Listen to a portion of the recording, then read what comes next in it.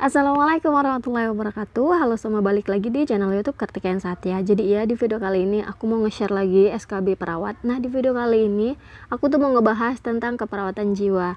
Nah, dikarenakan juga kemarin ada teman kita yang minta gitu, aku udah baca komen-komen kalian. Nah, dari Kak Elvira Plori, keperawatan jiwa please gitu. Jadi ya udah, aku udah carikan materinya untuk aku share ke teman-teman. Nah, iya juga misal kayak teman-teman pengen aku di next video tuh pengen buat video apa sih, kalian komen di bawah ya, karena aku kayak butuh masukan aja sih dari kalian, tapi yang sesuai dengan jurusan aku ya, yang SKB perawat gitu. Tapi ya, sebelum lanjut ke videonya, bagi yang belum subscribe dulu. Kenapa? Karena dengan kalian subscribe itu kalian udah mendukung aku untuk semangat terus buat video. Jadi insya Allah bisa bermanfaat buat kalian untuk tahu gambaran soal SKB itu kayak gimana sih. Karena soal-soal kayak gini nih banyak banget teman-teman saat tes SKB tahun lalu waktu aku ikut kayak gitu. Dan iya, aku juga mau merekomendasikan bimbel SKB perawat ini gelombang kedua ya teman-teman. Masih sama kayak yang sebelumnya, gelombang pertama fasilitasnya juga semua sama. Nah, tentornya siapa? Tentornya itu adalah Pak Hendy Kanduru. Beliau adalah S1 keperawatan UGM, kemudian S2-nya keperawatan UI, dan beliau adalah mantan reviewer UKOM nasional dan penulis soal UKOM nasional beserta mantan pengawas UKOM pusat, teman-teman. Jadi udah pasti Pak Hendy ini berkompeten di bidang keperawatan. Jadi aku rasa teman-teman wajib banget ambil ilmu beliau gitu, jadi supaya bisa nanti persiapan untuk ujian SKB-nya sudah mantap gitu.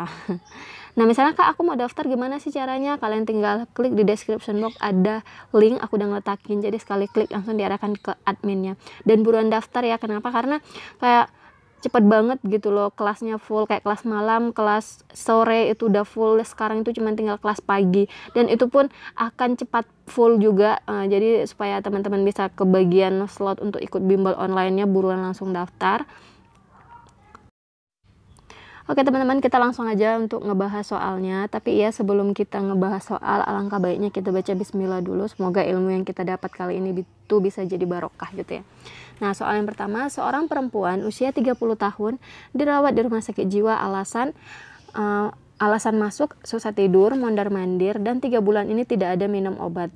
Pasien mengatakan suaminya sering melakukan KDRT dan saat ini sudah dicerai, malu dengan kondisinya. Hasil pengkajian, pakaian tidak rapi, bicara dan senyum sendiri, malas berinteraksi dengan orang lain, dan mondar-mandir. Apakah masalah keperawatan utama pada kasus tersebut? A. Halusinasi, B. Isolasi sosial, C. Harga diri rendah, D. Defisit perawatan diri, E. Regimen terapi inefektif. Nah, oke, kita akan langsung ngebahas.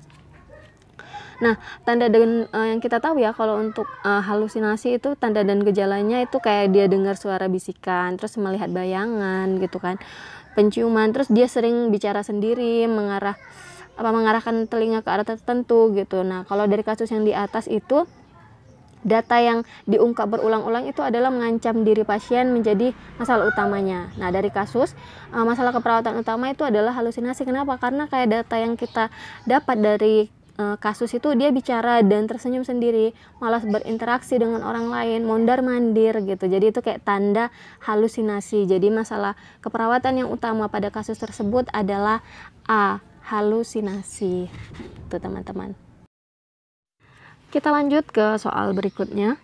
Seorang laki-laki berusia 17 tahun dibawa ke UGD rumah sakit jiwa karena mengamuk di rumah. Hasil pengkajian, tatapan mata pasien tajam, tangan mengepal sambil memukul-mukul tempat tidur. Perawat akan melakukan pengikatan pada pasien. Apakah prinsip etik yang dilakukan pada kasus tersebut?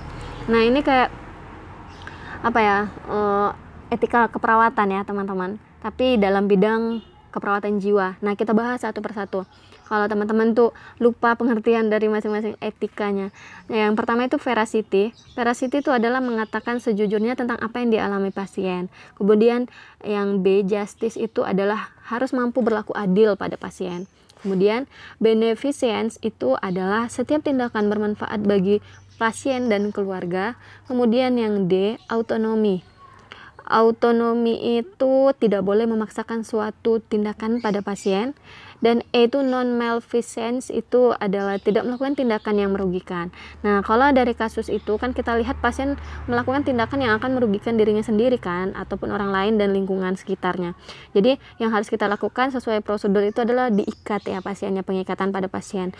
Sehingga jawaban yang paling tepat adalah non-malfeasance, karena supaya tidak merugikan, kita itu sebagai perawat memberikan etika keperawatan, tidak melakukan tindakan yang merugikan baik itu untuk diri kita, kemudian orang lain dan lingkungan di sekitar gitu. Jadi jawabannya adalah E, non malfeasance.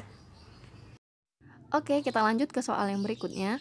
Seorang perempuan usia 31 tahun dirawat di rumah sakit jiwa karena menolak minum obat dan bicara sendiri. Menurut keluarga, pasien dekat dengan ibunya yang meninggal 1 tahun lalu. Selalu dimarahi oleh ayahnya. Pernah tidak naik kelas, maksudnya ya, aku salah ketik nih. Pernah tidak naik kelas dan pernah ditinggal menikah pacarnya 2 tahun yang lalu. Hasil pengkajian, pasien mengatakan malu karena belum menikah. Apakah faktor presipitasi pada kasus tersebut? A. Kehilangan orang yang dicintai. B. Gagal pendidikan. C. Gagal menikah. D. Putus obat. E. Pola asuh. Oke teman-teman, kita di sini harus ingat-ingat lagi ya, faktor presipitasi itu apa sih gitu. Nah, faktor presipitasi itu yang kalau kita ingat ringkasnya itu adalah faktor pencetusnya gitu. Tapi kalau mau jelasnya, faktor presipitasi itu adalah stimulasi yang berasal dari internal dan eksternal yang mencakup waktu. Jadi berapa lama orang tersebut terpapar dengan jumlah stresor yang dialami. Jadi kalau dari soal, kita kalau mau menentukan apakah ini termasuk faktor presipitasi atau faktor predisposisi itu kalian ingat ya, faktor pendukungnya. Nah, kalau kita mau menentukan kedua faktor tersebut itu kita lihat waktu kejadiannya. Jadi kejadian yang paling dekat dengan kekambuhan merupakan faktor presipitasi gitu. Jadi kalau pada kasus yang kita tahu, faktor predisposisinya itu adalah, faktor pendukungnya adalah kehilangan orang yang dicintai, ya kan, ibunya yang sudah meninggal, kemudian dia gagal pendidikan, gagal menikah, terus pola asuh, itu adalah merupakan faktor predisposisi. Jadi faktor pendukungnya. Nah, kalau dari waktu kejadian yang kita lihat paling dekat dengan kekambuhannya adalah karena pasien menolak minum obat dan bicara sendiri. Jadi kita udah ketemu nih, faktor presipitasinya adalah putus obat. Jadi jawaban yang paling tepat itu adalah D, putus obat. Ngerti ya? Kalau aku kecepatan, kalian mundur lagi, karena aku udah berusaha banget untuk pelan-pelan ya teman-teman ngejelasinnya. Tapi kayak gimana, udah bawaan aku ya, aku harap kalian maklum lah. Karakter orang kan nggak bisa ini ya, dipaksain gitu ya, kan sesuai dengan dirinya masing-masing. Oke, tapi udah ngerti lah ya maksud aku. Oke, kita lanjut ke soal berikutnya. Seorang laki-laki berusia 40 tahun dirawat di rumah sakit umum karena mengalami patah kaki akibat kecelakaan motor sehingga harus diamputasi. Hasil pengkajian, pasien terlihat banyak diam, menolak dikunjungi dan mengatakan, andai saja dirinya lebih hati-hati, tentu saja ia masih bisa bekerja seperti biasa. Apakah tahap berduka yang dialami pada kasus tersebut? Oke, kita bahas satu persatu. Denial itu adalah menolak, terus dia mengingkari peristiwa yang terjadi, tidak percaya itu terjadi gitu. Letih, lesu, gejalanya itu bisa letih, lesu, mual, gelisah, tidak tahu apa yang harus dia lakukan. Itu adalah tahap berduka di denial. Kemudian anger itu adalah melampiaskan kekesalan, terus nada suaranya tinggi, berteriak, bicara kasar, terus dia menyalahkan orang lain, menolak pengobatan, agresif gitu. Itu kayak tangan mengepal, susah tidur, itu adalah tahap berduka di anger. Kemudian depresi. Nah, depresi ini adalah menolak makan dan bicara, menyatakan putus asa dan tidak berharga gitu. Kemudian bergaining adalah berusaha kembali ke masa lalu, sering mengatakan andai saja aku kayak gini, kemudian andai saja aku tidak seperti itu gitu. Jadi kayak berandai-andai, tahap bergaining.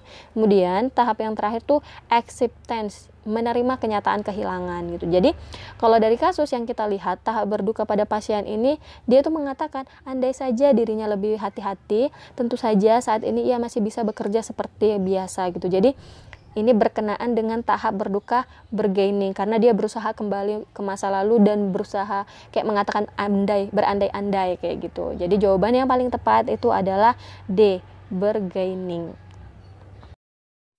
Lanjut ke soal berikutnya. Seorang perempuan usia 20 tahun datang ke kulit pos luka bakar. Ketika perawat akan melakukan pengukuran tekanan darah, pasien menolak dan menutupi tangannya dengan jaket. Hasil pengkajian, tangan sebelah kanan berwarna putih bekas luka bakar. Pasien banyak menunduk dan mengatakan tangannya tidak seperti orang lain. Apakah konsep diri yang terganggu pada kasus tersebut? Oke, kita bahas satu persatu ya teman-teman. Penampilan peran ini hampir sama kayak peran diri. Nah, peran diri ini adalah serangkaian pola perilaku yang diharapkan oleh lingkungan sosial gitu. Jadi kayak tuntutan gitulah peran. Kemudian citra tubuh ini termasuk ke dalam gambaran diri atau body image gitu ya. Jadi kayak cara pandang seseorang itu terhadap tubuhnya, baik itu ukuran, kemudian bentuk, fungsi dan lainnya gitu. Terus harga diri ini adalah penilaian individu tentang nilai personal dengan menganalisa seberapa baikkah perilaku seseorang. Nah, itu dia. Kemudian ideal diri ini adalah persepsi individu tentang bagaimana ia harus berperilaku berdasarkan standarnya ideal diri. Sedangkan identitas adalah prinsip dari kepribadian. Nah, kalau yang kita lihat teman-teman ya dari kasus, datanya itu adalah dia kayak nggak pede ya sama tangan sebelah kanannya yang berwarna putih gitu kan, karena bekas dari luka bakar.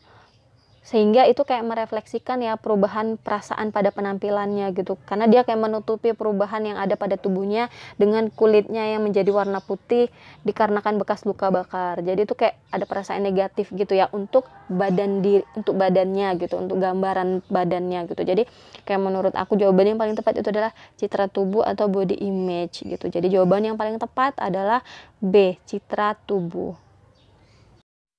Oke teman-teman, itu kayaknya soal terakhir ya. Semoga apa yang aku share ini bisa jadi gambaran, terus bisa jadi kayak ngebuka lah pikiran kalian. Oh, soalnya kurang lebih kayak gini kalau SKB. Terus ya misalnya kalian suka sama channel aku, jangan lupa untuk subscribe, ada tombol merah di bawah, kalian tinggal klik aja. Terus kalian like video ini kalau kalian suka, dan share ke seluruh sosial media yang kalian punya. Makasih yang udah nonton, see you next video. Wassalamualaikum warahmatullahi wabarakatuh, dadah.